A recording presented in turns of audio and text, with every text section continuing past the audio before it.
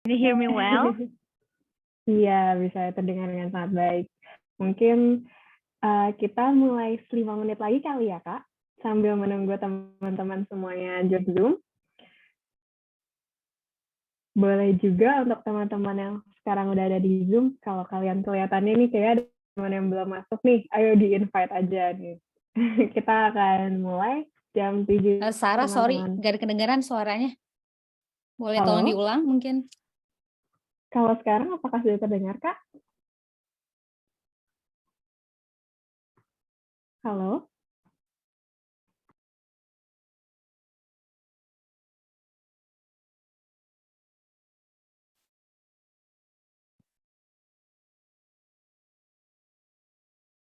Halo, kalau di aku kedengeran Sarah. Mungkin kalau sekarang kedengeran nggak ya Mbak Caroline?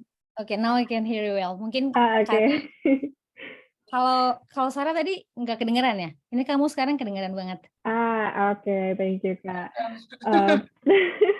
Tadi aku cuma mau ingetin aja, mungkin untuk teman-teman yang udah ada di Zoom, untuk invite teman-teman yang kelihatannya belum join nih, supaya nggak kelewatan informasi-informasi yang pastinya sangat-sangat helpful banget buat teman-teman untuk mempersiapkan ke Eropa. Gitu, Kak. Kita akan mulai di pukul 7.05 ya, Kak?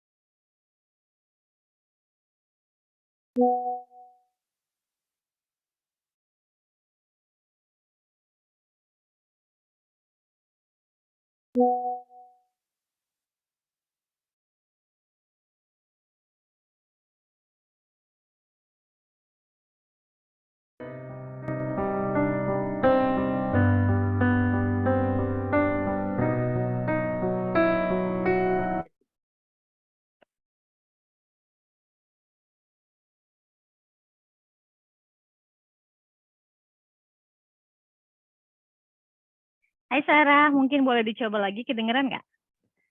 Aku kedengeran. Kalau Oke, aku kedengeran kamu sekarang. No problem. oke. Ya. Oke, that's Oke, great. good. Oke, Kak. Mungkin kita akan mulai pembukaannya sekitar 2 menitan lagi ya, Kak. Oke, thank you. Oke, Kak. Makasih.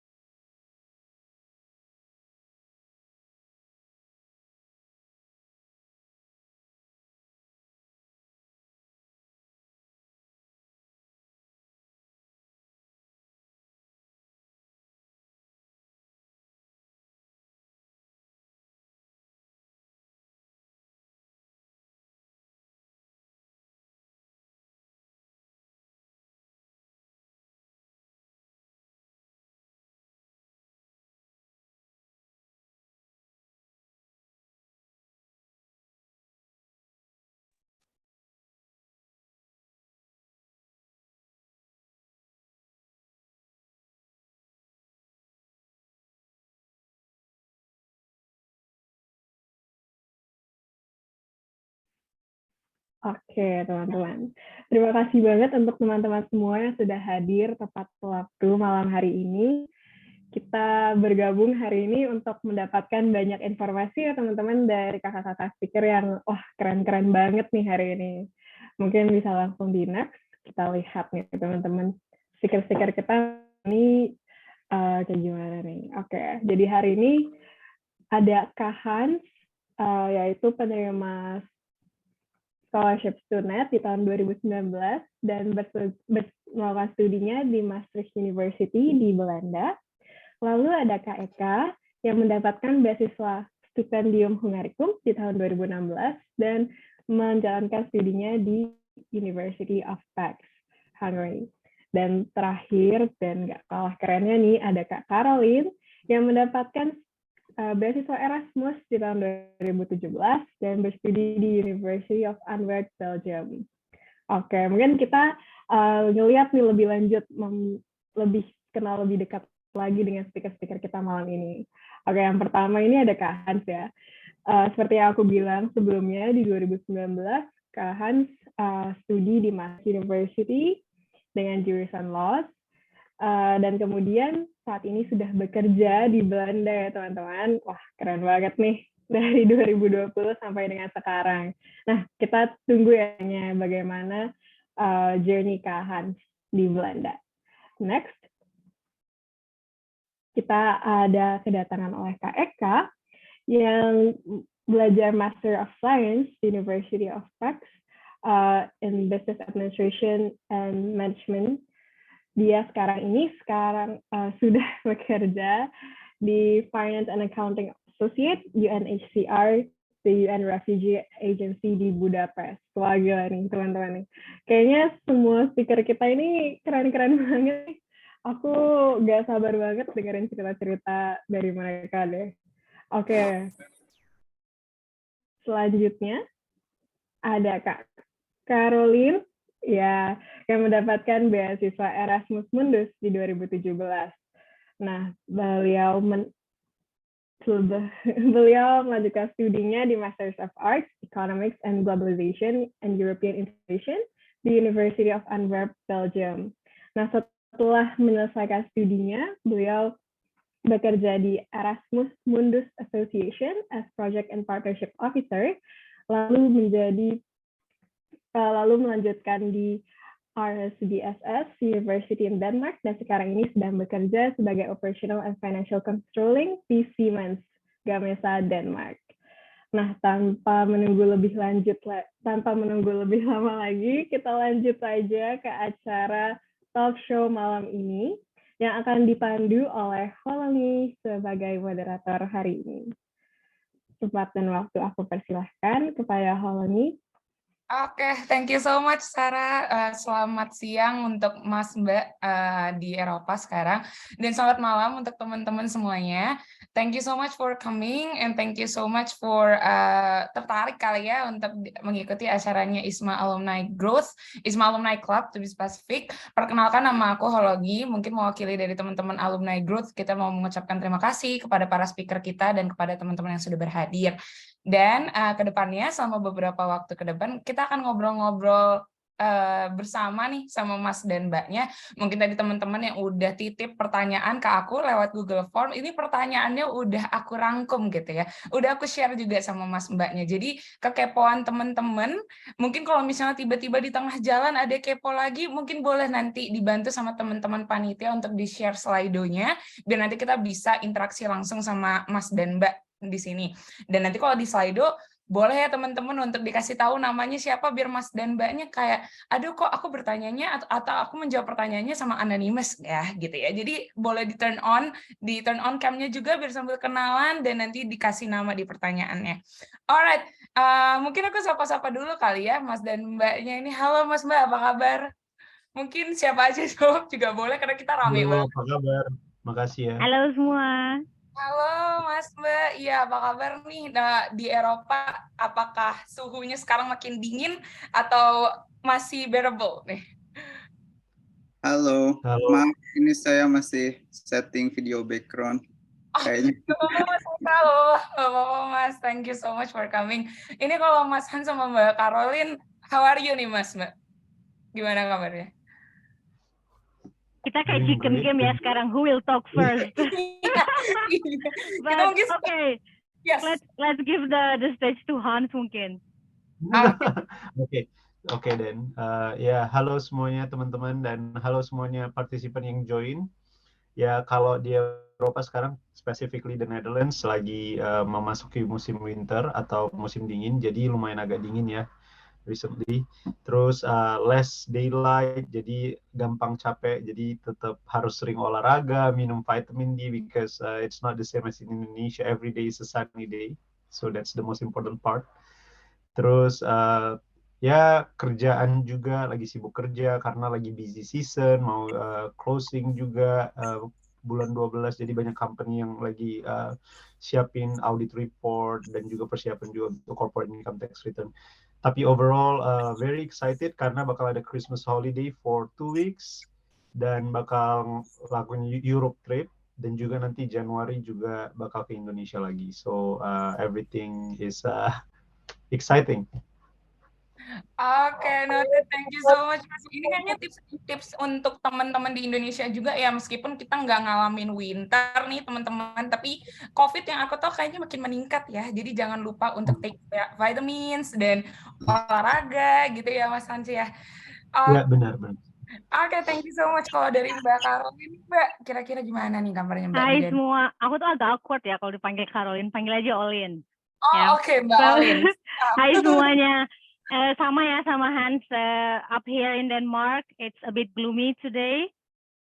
Typical transition between autumn to winter, biasanya itu kayak bener-bener dingin, kadang bisa cerah kalau misalnya lagi ada matahari gitu 1 atau 2 jam, but overall it's gloomy.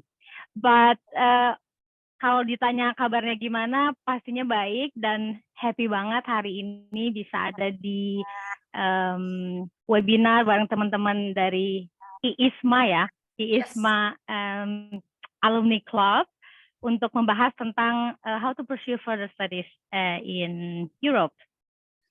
Alright, thank you so much Mbak. Hopefully nanti teman-teman yang kepoannya banyak banget nih sama Mas dan Mbak di sini bisa kita kejawab satu persatu. Kalau Mas Eka gimana nih Mas? I kinda miss Hungary sometimes. Dan gimana nih Mas Budapest sekarang? Oh ya, halo Longgi. Terima kasih ya kepada teman-teman ISMA yang sudah mengundang. Alhamdulillah saya baik di Budapest. Saat ini 2 degree, 0 degree. Jadi sudah memasuki winter, dan yang membedakan dengan sebelum-sebelumnya itu sekarang mungkin di Eropa lagi krisis energi ya. Jadi harga energi naik dan pemanas juga naik. Jadinya semua household itu hemat-hemat energi. Biasanya di flat saya itu 25-26 derajat Celcius. Sekarang cuma 20, yang untuk orang Indonesia mungkin agak dingin ya. Padahal kalau untuk orang sini ya biasa-biasa aja sebenarnya. Oke, noted. Yes, aduh jadi sedikit kangen nih sama Eropa dengan ceritanya Mas dan Mbak. Jadi a little bit fun fact nih Mas Mbak, aku kayaknya belum sharing juga. Tahun lalu aku juga jadi ISMA Awardee, kebetulan satu universitas sama Mas Eka. Aku di University of Pécs di Hungary. Jadi sedikit kangen sama suasana Hungary, tapi belum pernah kesampaian untuk pergi ke Belanda.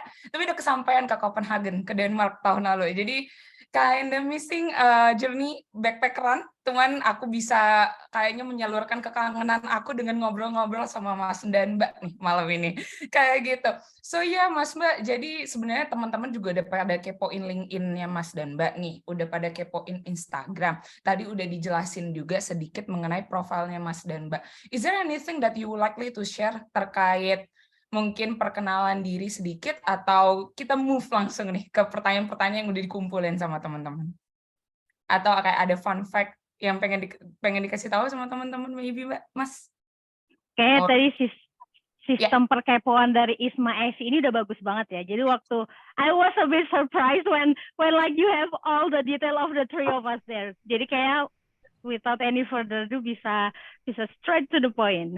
Alright, thank you so much Mas dan Mbak. Jadi kita udah kepo-kepoin, teman-teman juga udah baca profil dan Mas Mbak. Sebenarnya banyak sekali pertanyaan yang kita kepoin. Dan kalau misalnya dari judul webinar ini kan kita bahas terkait everything and more. Kita bahas terkait postgraduate study scholarship di Europe. Sebenarnya dengan webinar kita sebelumnya kita udah pernah keliling ke US, kita udah pernah keliling ke UK, dan kita kali ini mau bahas mengenai Europe. Nah, Mas Mbak, sebenarnya yang datang ke webinar kita hari ini personanya itu rata-rata anak tahun terakhir dan fresh graduate. Yang sekarang kebanyakan tuh kita udah mulai mencari sebenarnya kita butuh ikut S2 atau malah kita ingin pursue career terlebih dahulu. Tapi mungkin pertanyaan yang career atau S2 aku tampung di beberapa pertanyaan selanjutnya.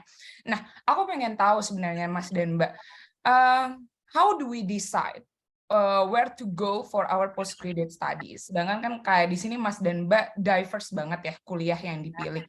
Jadi pada saat recall dulu ke pendaftaran mau S2, gimana sih cara kita nentuin, oh ini jurusan yang aku mau, oh ini kampus yang aku mau, dan bagaimana cara kita menyesuaikan itu dan lulus di situ sebenarnya, kayak passion yang pertama. Karena kan kalau misalnya kita retrace steps ke beberapa tahun yang lalu, mungkin ada banyak perjalanan yang Mas dan Mbak tempuh untuk mencapai apa yang sekarang ada. Kira-kira boleh di-share nggak ya, Mas dan Mbak, how do we decide for our postgraduate study? Mungkin karena ini aku pengen tahu dari perspektif ketiganya, jadi mungkin boleh nggak ya, mungkin cap-cip-cup Mas Eka dulu nih, Mas, boleh nggak ya, Mas, untuk sharing? Terima kasih banyak, Mas. Oh ya, terima kasih Holonggi. Ya, untuk saya sendiri, saya S1 Teknik Geologi di ITB. Dan pada saat itu saya lulus 2015. Saya seperti teman-teman yang lainnya, saya ingin melanjutkan langsung kerja ya di dunia geologi, kebanyakan di dunia minyak dan gas atau pertambangan. Tetapi pada saat itu situasi sedang tidak memungkinkan, di mana harga migas itu sedang turun-turunnya. Dan dari dulu kan di ITB geologinya angkatan-angkatan sebelumnya hampir semuanya ketika lulus itu, bahkan sebelum lulus mereka sudah ditawarkan bekerja di sana-sini di migas. Tapi ketika angkatan saya, dari 110 orang hanya ada 1 atau 2 yang bekerja di sana. Akhirnya saya mencari-cari kerja, tetap mencari kerja sembari mencari beasiswa dan sebagainya. Dan saya pikir setelah 1 tahun saya tidak menemukan apa yang saya inginkan, bekerja di migas. Dan saya mulai berpikir, apakah saya harus tetap di sana? Akhirnya saya mempunyai plan berikutnya, yaitu saya bekerja di mana aja deh, atau saya bisa melanjutkan kuliah apa aja deh. Dan dari sana saya berpikir lagi, kalau selain geologi, apakah kalau saya kuliah, apakah jurusan apa yang saya mau. Terus setelah berpikir-pikir lagi, akhirnya saya memilih untuk memulai di bidang yang sama sekali berbeda, yaitu manajemen. Jadinya saya mulai beralih nih. Dan kembali lagi ke pertanyaan, bagaimana tadi pertanyaannya, Longgi? Kita gimana sih caranya, Mas, untuk nentuin itu jurusan dan universitas yang kita mau sebenarnya? Ya, jadi kalau saya bisa memilih apakah University of Edge yang terbaik di manajemen, ya mungkin banyak yang lebih baik ya. Mungkin Oxford. Kalau saya bisa memilih mungkin Oxford. Tapi dengan background saya sebelumnya, di mana saya belum pernah belajar manajemen sama sekali, akhirnya saya melihat potensi saya di mana. Dan saat itu kebetulan ada berbagai beasiswa, dan ini juga beasiswa stipendium Hungarikum bukan satu-satunya. Artinya, wah, stipendium Hungarikum ini saya seru banget nih, akhirnya daftar terus tidak daftar ke beasiswa lainnya, bukan. Tapi prinsip saya adalah ketika ada kesempatan, ambil saja. Dan akhirnya saya banyak mendaftar berbagai macam beasiswa, dan stipendium Hungarikum ini beasiswa ke-9 yang saya daftar. dan 8 beasiswa lainnya belum lulus atau tidak lulus. Bahkan ya begitu. Jadi kesempatan apapun coba ambil, karena kita tidak tahu dari mana rezeki untuk kita, pintu mana saja yang terbuka untuk kita, begitu. Ya, seperti itu.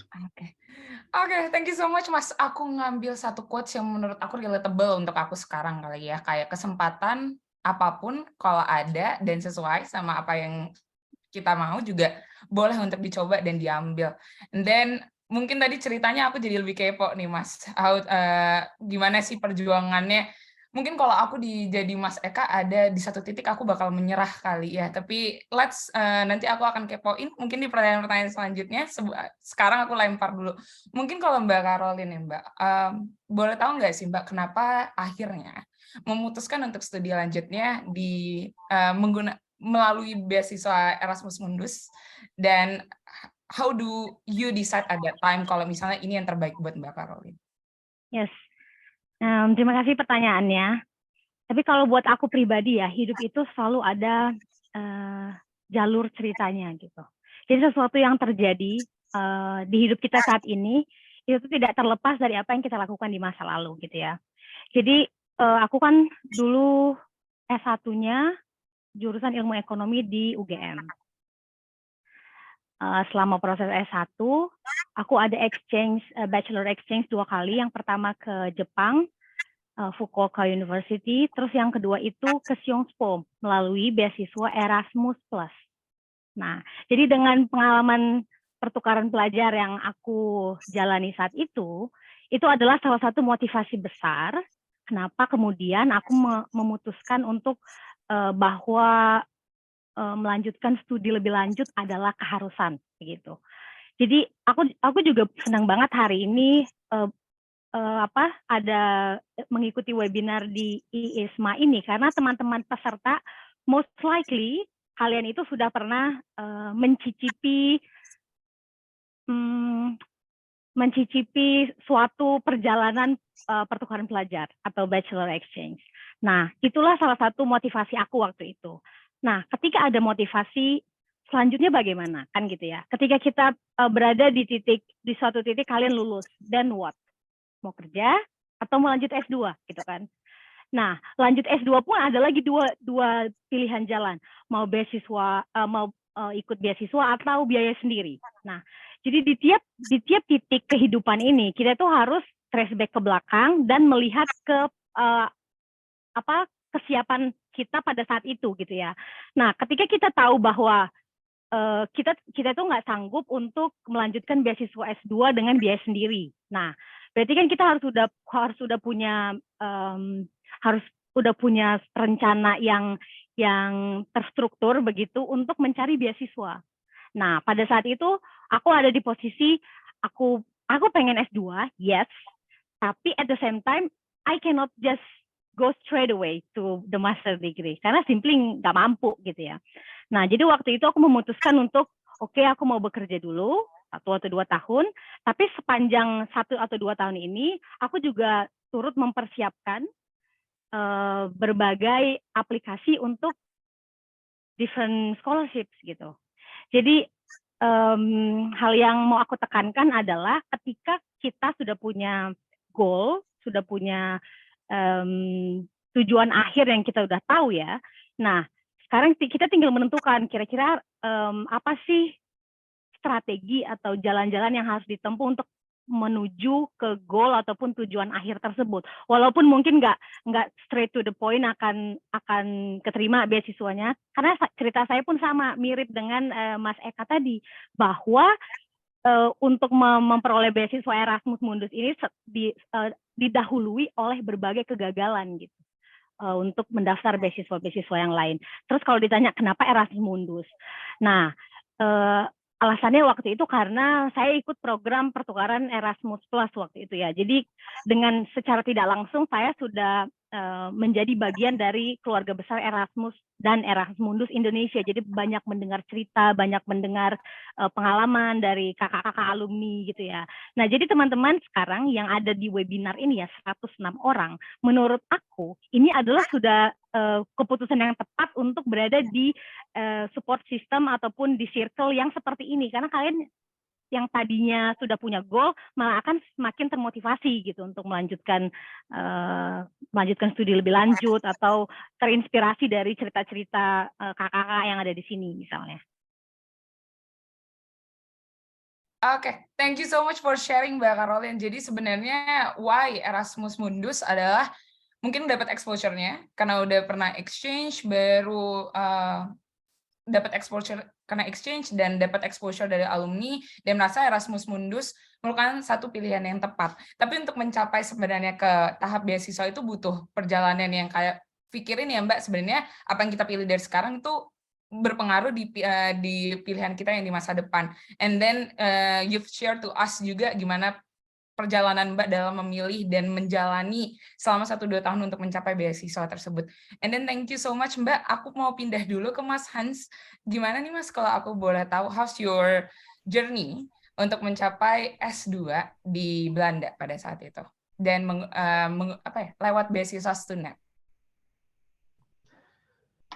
Ya, makasih untuk pertanyaannya. Jadi disclaimer aja untuk teman-teman semua bahwa apapun yang saya sampaikan di sini itu berdasarkan my experience in the past. So it's not necessarily kalau pengalaman aku itu bisa menjustify seluruh proses yang ada jadi lebih gampang seperti itu. Jadi ini cuma as a part of sharing. So let's make it like that.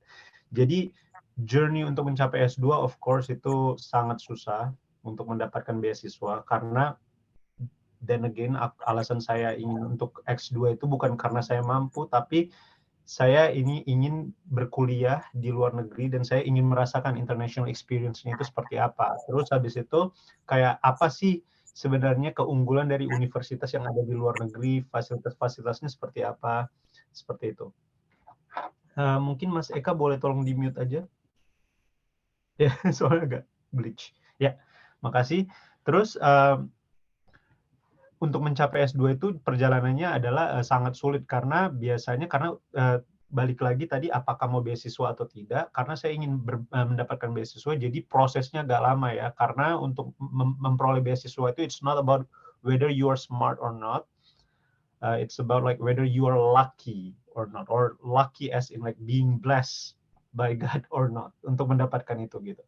Karena banyak sekali ternyata ketika kita punya banyak achievement, not necessarily kita bisa dapat beasiswa seperti itu. Jadi, then again itu tergantung luck-nya aja seperti itu. Nah, perjalanan untuk mendapatkan beasiswa pertama dimulai dari dulu saya itu tertarik sama beasiswa LPDP. Nah, ketika di interview, terus ada tes di LPDP, saya melakukan banyak persiapan tuh. Dulu kalau nggak salah ada join namanya Telegram chat untuk persiapan LPDP. Jadi banyak banget kandidat LPDP yang ngelakuin kayak internal training sendiri gitu untuk kayak gimana caranya prepare untuk for example assessment, atau habis itu ada focus group discussion, habis itu ada how to write an essay gitu. Jadi banyak coach-coach yang ada di Telegram group tersebut dan juga ikut organisasi-organisasi misalnya Indonesia Mengglobal kalau nggak salah mereka juga provide coach seperti itu untuk kita review motivation letter, application letter seperti itu. Nah, jadi persiapan yang matang itu benar-benar menentukan apakah kalian bisa mendapatkan beasiswa atau tidak seperti itu ya. Yang kedua, tapi pada saat itu karena beasiswa LPDP ternyata ada kewajiban untuk kembali lagi ke Indonesia, jadi saya tidak terlalu tertarik untuk LPDP pada saat itu gitu. Karena kalau misalnya bicara beasiswa juga, contohnya beasiswa Stunet, di mana beasiswa Stunet ini adalah beasiswa yang ditawarkan oleh pemerintah Belanda dan juga source of fund-nya bukan dari taxpayers yang ada di Indonesia, tapi taxpayers yang ada di Belanda. Jadi tidak diwajibkan untuk balik pada saat itu ya, pada saat zaman saya seperti itu. Jadi I think it's an interesting opportunity karena on the other hand, one of my goals adalah untuk bisa kerja di Belanda seperti itu. Karena kalau kita tahu taxation system di Belanda itu adalah the most advanced one of the most advanced countries in the world gitu. Jadi I just want to explore international exposures and everything. Jadi menurut saya ini opportunity yang bagus banget gitu. Nah, berdasarkan passion dan juga berdasarkan tujuan yang saya mau raih, makanya saya apply beasiswa Stunet pada saat itu. Of course, journey-nya juga beda ya, karena misalnya setiap beasiswa itu punya persyaratan dan juga punya proses yang berbeda-beda. Jadi kita juga harus do a research in advance, bagaimana sih sebenarnya proses untuk mendapatkan beasiswa seperti itu.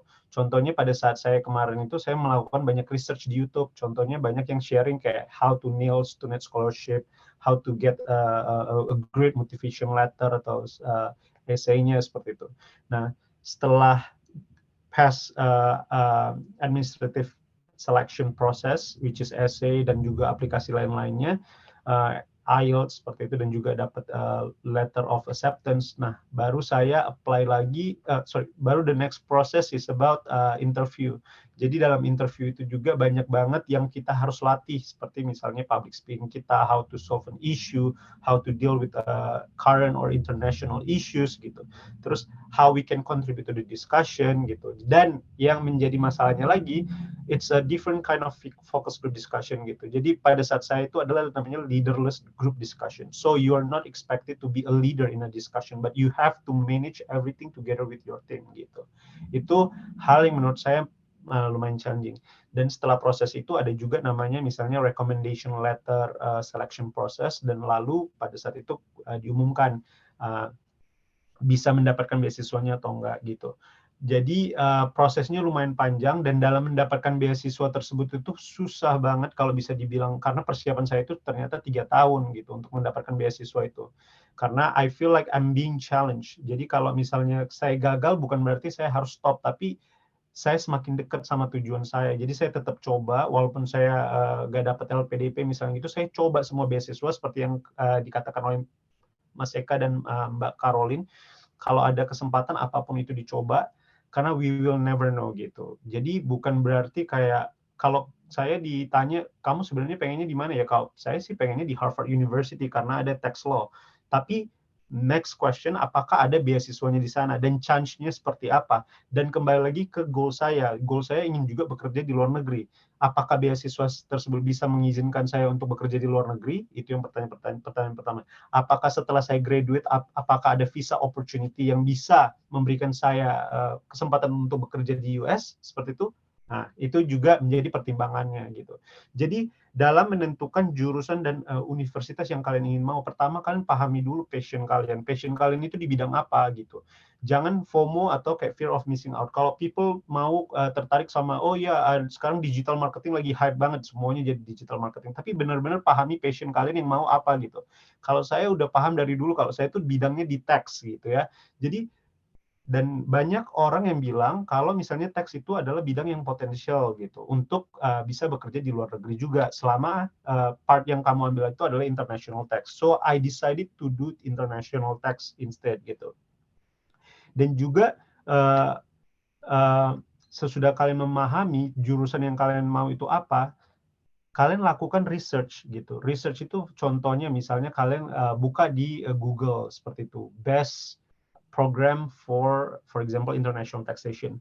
Nanti biasanya di website yang legit gitu, jangan pakai websitenya ini ya WordPress ya, berdasarkan apa namanya orang-orang yang bisa edit dari Wikipedia gitu ya. Tapi kayak more legit sources gitu. Jadi contohnya misalnya saya kemarin itu cari top 10 LLM program in international tax law. Jadi dijelasin tuh yang apa aja, pro and cons-nya apa aja seperti itu. Oke. Stick to 2 or 3 universities that you are interested in gitu. Udah decide nih ya 2 atau 3-nya. Terus next stage, lakukan lagi research-nya di dalam website-nya gitu. Pahami apakah requirements-nya seperti apa. Contohnya misalnya pengalaman bekerja 2 atau 3 tahun, terus English requirement-nya seperti apa. Pahami juga diri sendiri. Kadang ada orang ya, tipikal orang di Indonesia karena dia FOMO nih ya, fear of missing out, teman-temannya udah pada mau kuliah di luar negeri, dia kayak, oh ya aku pilih Harvard University aja, terus IELTS-nya 8, tapi dia nggak pernah melakukan persiapan in advance gitu, how to get IELTS 8 gitu loh. Jadi itu kayak nothing ibaratnya seperti itu. Jadi kalian harus pahamin juga kemampuan diri kalian dan persiapannya yang udah kalian lakukan. Jangan ikut-ikutan sama apa yang dibilang oleh orang lain gitu ya. Jadi setelah kalian paham dulu nih requirements-nya, oh ternyata contohnya saya ya, IELTS-nya harus 7 pada saat itu. Oh, pengalaman bekerjanya harus 3 tahun. Terus I already hit the bar. Semuanya udah ada, udah checklist-nya udah ada. Oke, then I apply. Setelah itu ketika sesudah diterima dari jurusannya, barulah kita ngelihat lagi nih, opportunity yang ditawarkan itu seperti apa, fasilitasnya seperti apa, terus dosennya seperti apa, research yang sudah dilakukan dosennya seperti apa. Terus jangan fokus ke ranking, karena banyak manusia ini ya, apalagi di Indonesia fokusnya ke ranking sama name of the university. No, it's wrong. Karena di Europe, apalagi di the Netherlands, semua university itu nggak ada yang di ranking. Jadi maksudnya nggak ada rankingnya gitu in general, karena dianggap semuanya udah sama gitu. Itu pemikiran negara maju. Jadi standar negara maju itu adalah setiap pendidikan yang ada di university itu sama. Nggak ada yang kayak rankingnya lebih bagus atau seperti apa gitu. Dan juga pahami juga apakah universitas yang kalian apply itu eligible nggak untuk program beasiswa yang ingin kalian apply. Karena itu harus berkaitan juga. Kadang misalnya ada contohnya student maksimum 20.000 euro gitu. Saya tertarik kemarin itu juga untuk University van Amsterdam. Ternyata uang kuliahnya 25.000 euro. Jadi saya nggak eligible. Jadi then again ingat lagi, oh oke, saya bisa ke sini dengan beasiswa. Saya pahami dulu persyaratannya. Apakah persyaratan ini sesuai dengan beasiswa yang akan ditawarkan. Sorry, ini agak cepat ya. Yang ketiga adalah misalnya kalian juga harus banyak sharing dengan alumni kalian. Jadi alumni kalian, alumni yang ada di university sebelumnya, kalian juga lihat S2-nya di mana. Contohnya saya waktu saya kuliah di UI, saya sering nanya tuh sama alumni saya, oh kalian kuliahnya di mana?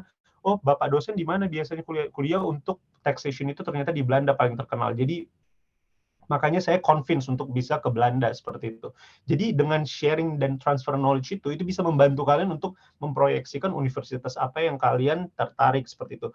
Yang keempat adalah lakukan virtual catch-up meeting dengan orang-orang yang ada di LinkedIn. Misalnya alumni kalian atau teman-teman kalian atau practitioners gitu. Kalau kalian punya pertanyaan, feel free untuk send message dan juga feel free to invite them to have a virtual catch-up. Atau misalnya kalau kalian punya pertanyaan lebih lanjut tentang jurusan kalian bisa tanya dari misalnya di website university dikasih tahu ada emailnya, kalian send email aja, itu mereka akan balas secepat mungkin gitu. Kalau di Indonesia agak lumayan lebih lama ya.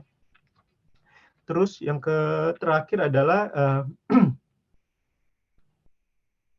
untuk kita nggak usah muluk-muluk ya. Misalnya kalau saya hobinya saya pengen traveling. Sebenarnya tujuan saya S2 itu saya cuma pengen traveling, saya pengen kerja gitu. Karena saya udah burn out gitu, kerja di Indonesia selama hampir 5 tahun di consulting firm. Jadi saya butuh break gitu loh. Dan saya melihat bahwa opportunity di luar negeri itu in terms of money lebih supportable buat saya gitu. Jadi makanya saya tertarik untuk bisa ke luar negeri dan juga ada Europe trip, free Europe trip gitu ya. Itu jadi tawaran-tawaran yang menjanjikan gitu loh, dan international exposure gitu. Jadi saya apapun yang saya lakukan agar saya bisa ke Belanda. Untuk university life-nya saya juga nggak terlalu peduli sama nilai, karena yang saya pedulikan adalah experience gitu loh. Dan gimana saya bisa lulus on time dan juga bisa kerja di sini. Jadi kalau saya bisa kasih kesimpulan, just be realistic, just know your passion and your ability. Nggak usah FOMO dan nggak usah terlalu banyak kayak memperdulikan prestis, karena prestis itu nggak akan bisa membeli apapun di dunia ini. Gitu. Udah itu aja sih. Panjang banget, maaf ya. Nggak apa-apa, Mas. Thank you so much, Mas Eka sama Mas Hans dan Mbak Caroline punya perspektif yang berbeda, tapi aku rasa saling berkesinambungan satu sama lain ya, teman-teman. Aku tadinya udah catat banyak hal, and I do expect teman-teman yang datang juga bisa catat dan kayaknya bisa implement ke depannya untuk S2.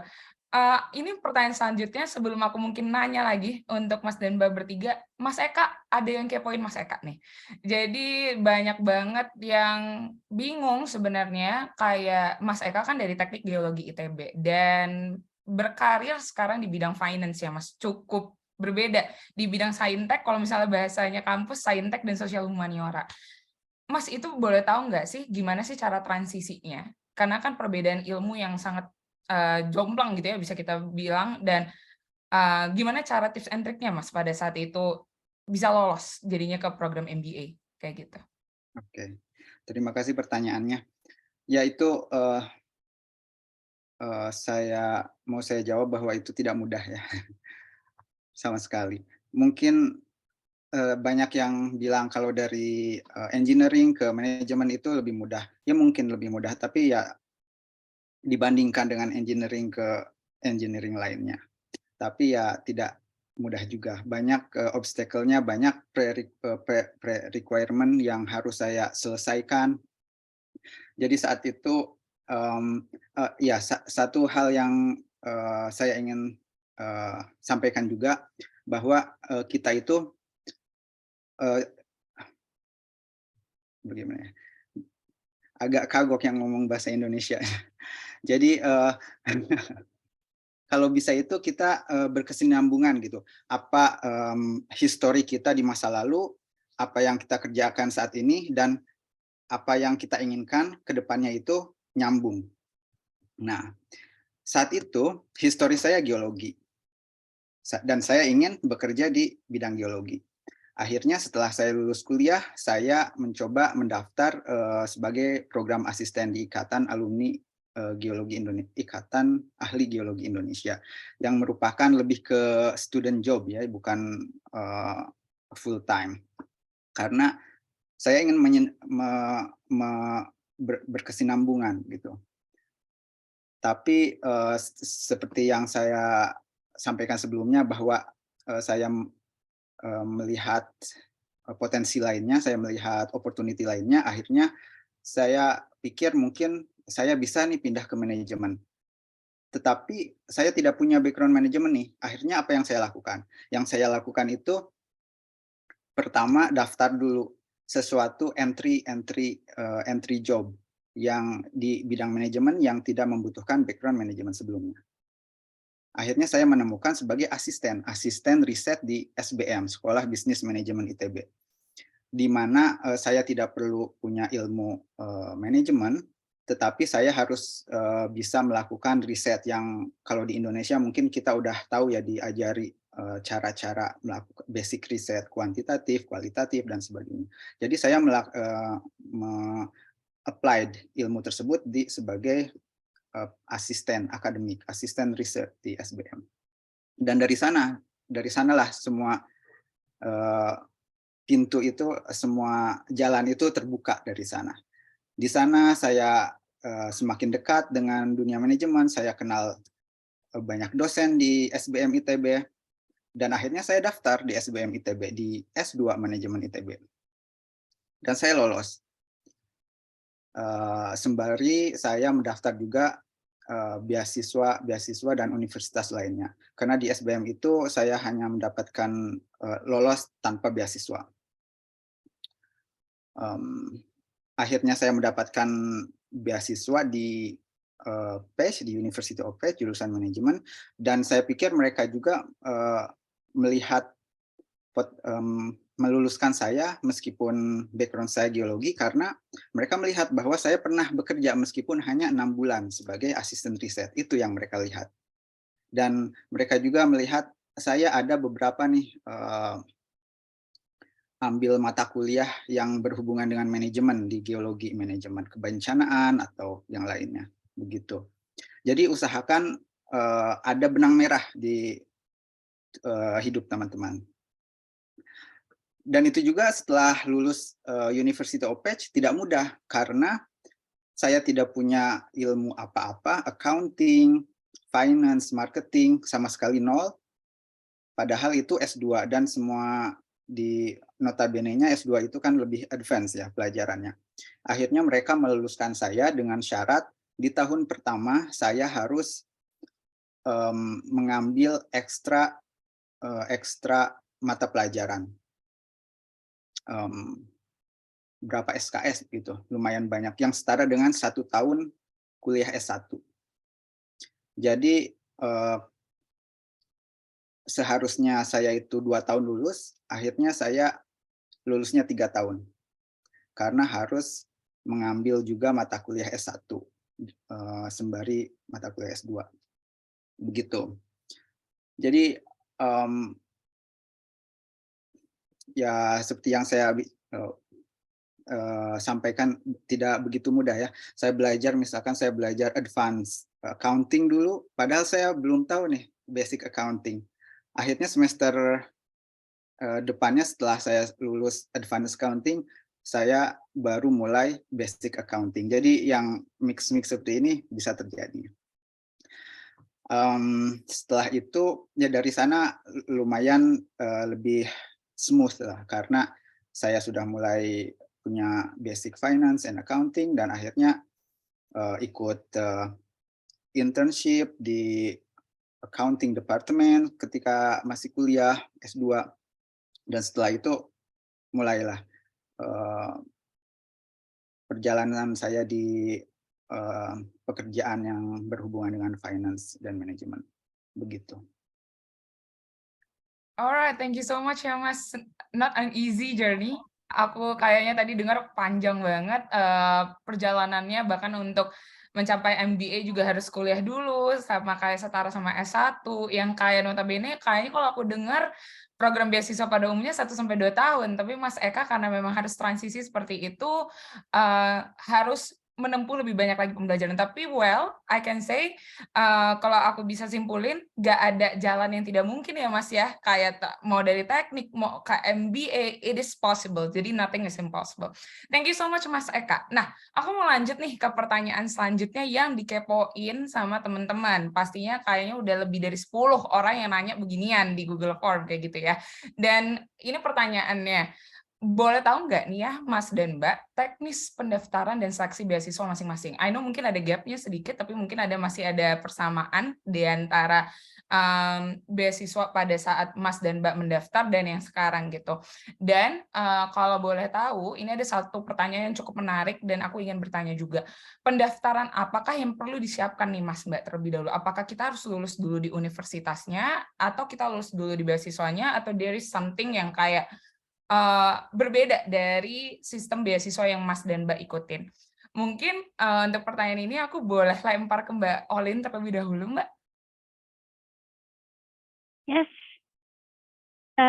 menarik banget ya pertanyaannya, karena kan kunci dari memperoleh beasiswa adalah tahu dulu syarat dan proses aplikasi beasiswanya bagaimana gitu ya. Nah, untuk beasiswa Erasmus Mundus itu agak unik ya proses aplikasinya. Nah, bagi teman-teman yang belum tahu tentang beasiswa Erasmus Mundus atau sudah ada beberapa yang tahu, hal yang paling perlu kita ingat adalah ketika ingin apply beasiswa Erasmus Mundus itu ya, yang kita perlu ingat adalah program, bukan universitas, bukan negara, ya. Jadi program Erasmus Mundus adalah program master degree yang dilaksanakan oleh suatu konsorsium. Konsorsium artinya beberapa universitas membentuk satu grup gitu ya, satu konsorsium, di mana nanti satu konsorsium ini membentuk satu program master degree gitu ya. Misalnya aku waktu itu ikut program EGEI, Economics of Globalization and European Integration. Nah, ada satu konsorsium namanya EGEI. Nah, untuk total seluruh beasiswa Erasmus Mundus saat ini ada 175 program. Nah, jadi teman-teman dari situ dulu ya kita berangkat mindsetnya. Nah, terus tadi kan pertanyaannya, apa aja sih yang perlu dipersiapkan? Nah, kunci untuk jawaban ini sangat mudah. Jawabannya mudah ya, untuk implementasinya sangat sulit menurut saya. Nah, untuk syaratnya adalah, pertama, kalian itu harus tahu program mana yang akan kalian daftar. Dalam satu siklus aplikasi pendaftaran, biasanya Anda diperbolehkan untuk daftar 3-4 program. Menurut aku optimalnya 3 ya, karena menulis 4 application letter yang berbeda itu agak sulit, agak makan waktu yang lebih panjang gitu ya. Oke, let's say 3 program yang berbeda. Nah, sekarang kan pertanyaannya sebenarnya program apa aja sih Kak yang ada di satu katalog Erasmus Mundus ini. Nah, aku juga udah share dengan panitia hari ini ya. Kita ada satu website, jadi kalian Google aja Erasmus Mundus Join Master Degree Katalog gitu. Nah, nanti ketika kalian search, nanti akan muncul di bagian pertama, misalnya mungkin kalau ada yang bisa share screen ya dari teman-teman panitia. Nah, nanti di website ini kalian harus tentukan dulu program mana sih yang kalian pengen daftar gitu. Sekarang kan ada 175. Nanti kan pasti susah banget milihnya, ada banyak 175. Tenang, jangan langsung panik. Jadi di website ini kalian bisa filter kira-kira background kalian apa. Kalau aku kan backgroundnya ekonomi. Misalnya tadi Mas Eka pengennya yang lebih ke geologi atau ke manajemen gitu ya. Atau Hans lebih ke tax related atau LLM gitu kan. Nah itu tinggal di filter aja. Jadi kita bisa filter dari programnya pengen field of study ya, kalau di scroll agak lebih ke bawah sedikit. Nah, ada field of study. Nah, tadi kan ditanya, Kak, pilih negaranya gimana gitu. You don't think about negara dulu gitu. Yang paling penting programnya gitu ya. Nah, terus kalaupun misalnya nih, kalian udah ngebet banget pokoknya mbok piye carane, aku pengen kuliah di Denmark misalnya atau di Hungaria. Nah, ada juga filter country gitu, negara. Nah, dengan filter ini kalian tentukan dulu mana program yang kalian pengen daftar. Begitu kalian udah tahu mana programnya, klik website masing-masing program. Tadi aku bilang jawabannya gampang karena syaratnya apa sih? Cek di website programnya. Itu aja jawabannya. Cek di website masing-masing programnya. Nah, ketika kalian sudah pilih salah satu program, nanti di situ akan ditunjukkan gitu. Apa aja sih syaratnya misalnya. Butuh standar English proficiency-nya gimana sih? IELTS minimum berapa? TOEFL computer based minimum berapa? Nah, semua itu informasinya ada di website masing-masing program misalnya gitu ya. Nah, nanti mungkin bisa di-share ya ini websitenya ke teman-teman peserta. But anyway, itu syarat, itu langkah pertamanya. Nah, tadi juga ada pertanyaan menarik.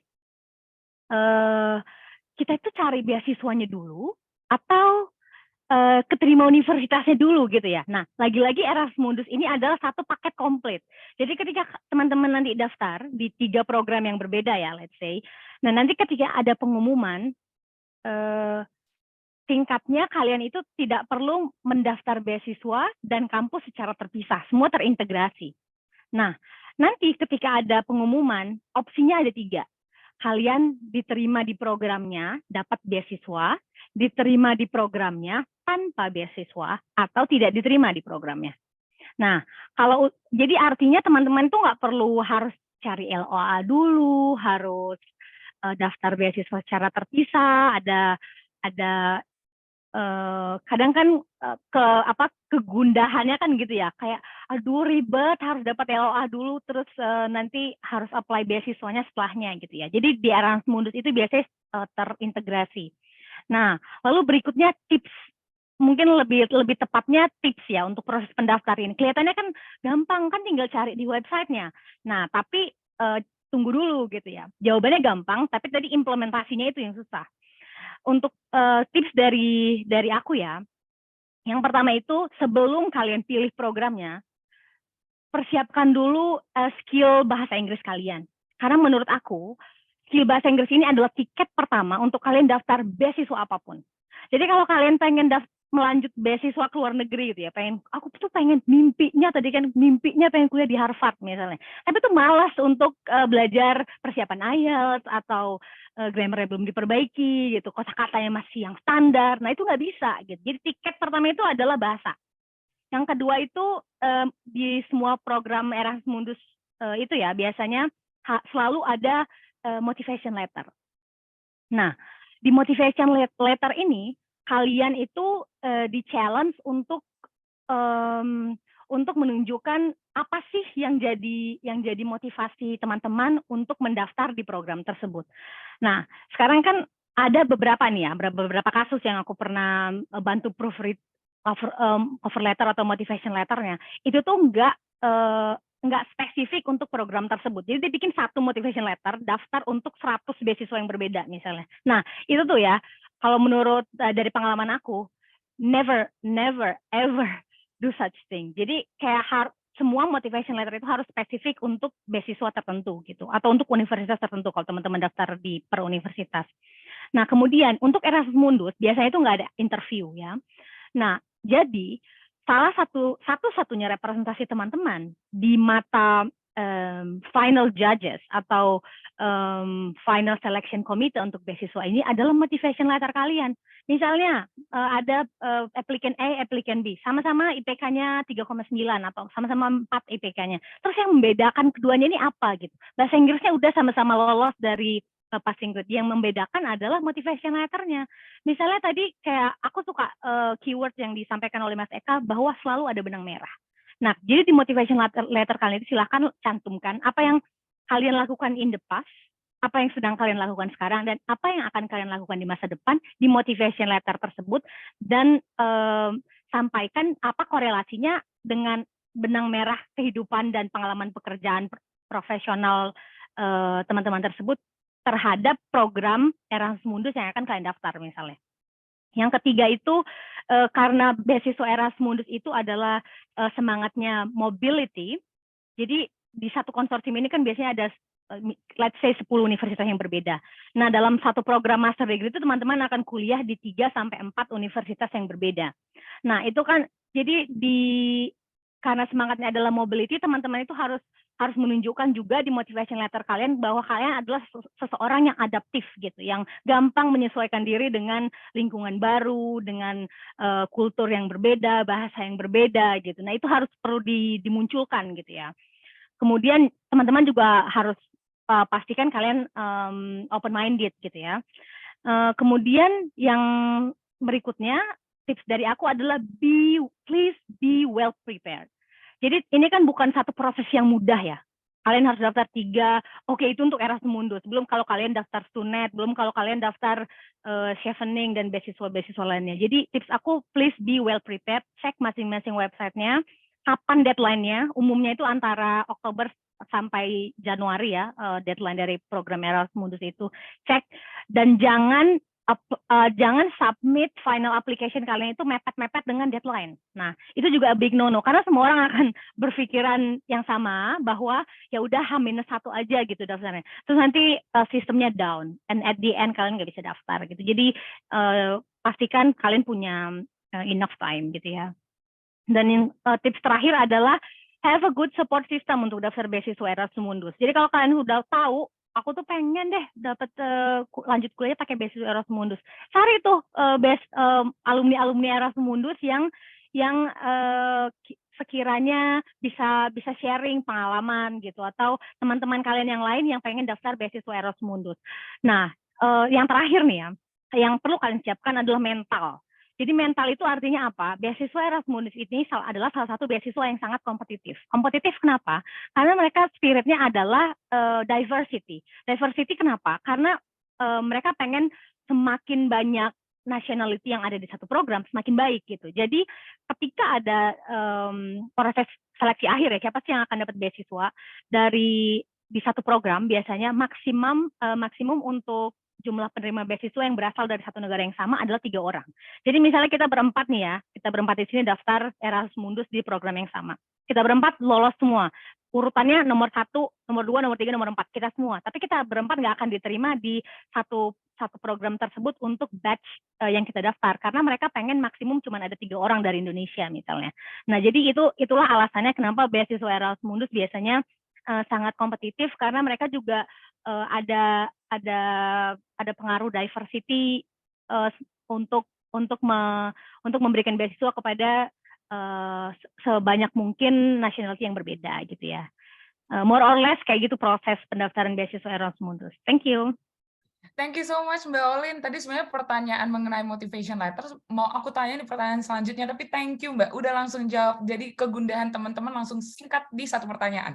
Thank you so much Mbak. Aku mungkin akan move ke Mas Hans nih sebelum aku nanya Mas Eka juga dengan pertanyaan yang sama. Mas, kalau misalnya di Stunet itu kira-kira gimana ya Mas terkait requirements-nya atau kayak tahapan-tahapannya? Apakah harus universitas dulu atau beasiswa dulu? Dan ini ada pertanyaan yang cukup spesifik, bisa cukup align sebenarnya sama pertanyaan yang aku tanya ini Mas, dari Sofia. Karena tadi pertanyaannya kalau dia baca dari website Nufik Deso, kalau misalnya harus ada jurusan tertentu di daftar yang telah disediakan. Jadi kalau misalnya studi master yang tidak ada di daftar yang telah disediakan tersebut, apakah Sofia tuh Mas tetap bisa mendaftar dan apakah ada tetap kemungkinan lolosnya? Mungkin align sama pertanyaan aku ya Mas. Boleh di-share Mas kalau terkait Stunet atau Novik Nisa seperti apa? Thank you Mas. Ya, makasih untuk pertanyaannya. Jadi kita mulai dari teknis pendaftarannya dulu ya. Tadi kayak sudah saya jelaskan juga beberapa part bahwa di dalam prosesnya itu ada pertama administrative selection process. Jadi di sini di-assess essay kalian dalam, for example, essay-nya harus 500 kata aja. Jadi nggak boleh lebih dari 500 kata. Karena orang Belanda terkenal direct, jadi mau tahu apa reasons kalian, rationals behind you applied for scholarship gitu. Itu yang pertama. Sesudah esainya kalian juga harus ada English proficiency test, right? IELTS. Terus habis itu harus ada letter of acceptance dulu. Jadi ini aku bicara dari perspektif waktu saya daftar ya. Mungkin ada beberapa perubahan. Jadi I really encourage you to do some research in the Stunet website gitu. Terus sesudah itu ada CV juga, ada dijelasin juga tentang misalnya research atau publications yang sudah kalian lakukan apa, volunteeringnya juga apa, volunteering activities-nya seperti apa gitu. Jadi kalau kalian yang tertarik dalam pembuatan journals atau misalnya memberikan opini kalian dalam Jakarta Post, kalian harus lakukan itu dari sekarang karena itu bagus banget untuk memperkuat aplikasi kalian seperti itu. Juga ada namanya tab-nya namanya disebut others. Kalau di others itu aku kan disuruh kayak taruh 2 achievement kalian apa. Kalau aku semuanya aku jadiin dalam satu PDF, jadi aku upload gitu. Jadi just sell as much as possible gitu. Even if the requirement requires you only for example 2 PDF file, you can combine that PDF become one, right? So it's like a trick. Jadi kayak semua achievement kalian misalnya dari organisasi, tapi kalau misalnya jadi LO di acara UI Fest gitu misalnya, nggak usah ya. Maksudnya lebih ke arah yang benar-benar berbau jurnal gitu, atau misalnya competition, misalnya model United Nations, English Debating Society for example, itu sesuatu yang harus benar-benar kalian expose untuk memperkuat aplikasi kalian. Even untuk memahami bahasa Belanda, misalnya one of my strategies itu kemarin adalah gue les bahasa Belanda, jadi ada sertifikat untuk bahasa Belandanya, aku uploadin semua di sana. So it shows to the provider, the scholarship provider, that I want to integrate to the Dutch culture. I want to be there gitu. Karena banyak orang yang ignorant gitu untuk tidak tahu bahasa Belanda karena dianggap di sini semuanya bahasa Inggris. Orang-orang bisa berbahasa Inggris, jadi nggak usah lagi, no need to learn Dutch gitu. Itu yang itu semuanya part of administrative process. Yang kedua adalah focus group discussion. Once kalian lulus tadi di administrative process, kalian ada namanya focus group discussion. Di focus group discussion ini misalnya diberikan tema, terus kalian harus apply leaderless group discussion. Jadi nggak boleh terlalu dominan, tapi kalian harus memberikan opini kalian tentang sebuah isu. Tapi kalau menurut saya pribadi sih, saya kurang setuju ya sama leaderless group discussion-nya. Of course lo kalau lagi mau diskusi, you have to become the leader to show people that you are capable of gitu loh. Bukan hanya menjadi pendiam atau yang kayak pretending gitu, kayak yeah that's a nice idea but something like that, itu kayak terlalu, menurut aku terlalu fake. Itu jadi aku terlalu kurang suka itu karena I love the spirit of competition gitu. That's how you can show people that you are worthy to be invested with gitu loh. Itu yang menurut saya pribadi. Tapi pada saat itu saya practice itu untuk leaderless group discussion, jadi lebih nge-accommodate how we can solve social issues. Misalnya contohnya kemarin itu adalah ban on palm oil from the European Union gitu. From Indonesia to European Union, sorry. Itu ya. Terus ada stage ketiga namanya recommendation letter from employers. Jadi kalian harus punya hubungan yang kuat dengan employers kalian karena diminta kalian juga ada orang yang bisa memberikan rekomendasi gitu tentang kalian, clear pictures about you gitu. What is your strength, what is your weakness gitu. Terus what is your achievement during the work, that's really important gitu. Terus habis itu barulah tahap ke acceptance atau wisudanya gitu. Jadi dapat lah gitu. Pada zaman saya kemarin itu ada 30 orang yang terseleksi dari 3.000 applicants gitu. Yang untuk ke Belanda, dan itu udah punya LOE dan mereka udah eligible untuk daftar ya, dan udah IELTS-nya 7 dan juga IPK-nya di atas 3 gitu. Itu jadi filternya langsung dimain sama orang Stunet gitu. Jadi kalau kalian udah nggak eligible, kalian nggak dianggap partisipan in the very first place gitu. Terus kalau untuk pendaftaran STUNET-nya benar harus sesuai dengan hubungan bilateral Indonesia dan Belanda. Tapi disebutkan tuh jurusannya misalnya water management, international trade gitu. Tapi kan not necessarily international trade itu adalah kayak misalnya international relationship atau hubungan internasional gitu. Bukan berarti seperti itu gitu. Kan ada bisa di international trade itu untuk sebagai contohnya jurusan saya juga nggak di-mention sebenarnya di situ tax law gitu. Tapi it's part of the law dan juga it's part of international trade juga gitu. Karena ketika kita lagi trading juga pasti ada unsur tax-nya gitu. Jadi itu tergantung kita juga untuk mengkaitkannya gitu. Not necessarily harus bidang yang disebutkan di sana gitu. Karena ada teman saya misalnya dia jurusannya business law. Business law itu it's not part yang dijelasin di bidang prioritas seperti itu. Tapi karena itu bagian dari law yang di general law yang dijelasin di website STUNET University, jadi dia daftar dan dia juga dapat gitu. Jadi benar bidang prioritas itu ditentukan di sana, tapi kalian tetap apply aja dan kaitkan dengan bidang prioritas tersebut di dalam esai kalian seperti itu ya. Terus syarat selanjutnya adalah IELTS 7, jadi harus persiapan. Terus misalnya GPA di atas 3. Sebentar, saya minum dulu ya. Soalnya di Belanda kering banget. Winter soalnya, jadi harus banyak minum. Terus GPA harus di atas 3, harus mempersiapkan motivation letter 500 kata, jadi harus to the point. Kalau lebih dari situ pasti ditolak. Gitu. Jadi kalau orang Belanda lumayan strict ya. Jadi kalau dibilang 500 harus persiapinnya 500. Jadi gimana cara kalian how to write an essay effectively and efficiently gitu. Terus yang terakhir adalah pahami skemanya. Skema di STUNET itu ada beberapa skema kalau nggak salah. Pertama, beasiswa full dari STUNET. Yang kedua adalah co-funding. Co-funding itu misalnya 50% dari STUNET dan 50% dari kita misalnya gitu untuk biaya hidup. Ada beberapa orang juga, tapi bukan berarti ketika kita co-funding itu menentukan kita diterima atau enggak ya gitu. Tapi ini salah satu juga strategi untuk menawarkan bahwa kalian nggak harus invest semua loh gitu. Nanti ada 50%-nya bisa untuk kalian alokasikan untuk partisipan lainnya gitu. Jadi co-funding itu membantu banget. Karena misalnya saya co-funding saya nggak mau dibayarin pesawat gitu. Jadi ruginya bisa dibilang 30 juta gitu. Tapi saya berpikir lagi benefitnya apa? Ketika saya sudah kuliah di Belanda, punya dapat teman yang banyak, international experience, EU traveling secara gratis gitu. Maksudnya tanpa harus apply visa. Terus saya juga bisa part time dan itu lebih dari 30 juta di total semuanya. Jadi harus kalian punya cost and benefit analysis gitu loh. Jangan karena saya harus bayar ini jadi saya nggak mau gitu. Jadi kalian pahami lagi skema cost and benefit-nya dan juga pahami juga skema co-funding-nya tadi. Mungkin itu bisa memperkuat aplikasi kalian seperti itu. Terus pertanyaan jadi pendaftaran dulu apa LOE dulu atau beasiswa dulu? Jadi di STUNET of course itu LOE dulu ya. Jadi baru bisa apply ke beasiswa selanjutnya gitu. Dan untuk tipsnya tadi udah disampaikan Mbak Caroline banyak banget, tapi menurut aku semuanya udah penting banget. Jadi kalian harus catat itu semua. Yang paling penting benar adalah persiapannya adalah bahasa Inggris gitu. Jadi how you can prepare for your English gitu. That's the most important part. Apalagi IELTS sekali tes 3 juta kalau nggak salah ya. Bayangin kalau nggak lulus di bawah 6,5 atau di bawah 7 harus ulang lagi gitu. Dan ada minimum band-nya kan kalau di dalam scholarship misalnya memang 7 syaratnya, tapi minimum writing-nya misalnya 6 gitu. Karena kalian kan mau kuliah di luar negeri, kalau writing-nya jelek ya gimana ya, takutnya ada nggak bisa lulus gitu. Nah, jadi harus practice gitu untuk bahasa Inggrisnya. Jadi apa yang saya lakukan, practice yang pertama adalah saya ikut lembaga bahasa Inggris yang ada di Jakarta kemarin itu di IALF kalau nggak salah di kedutaan Australia.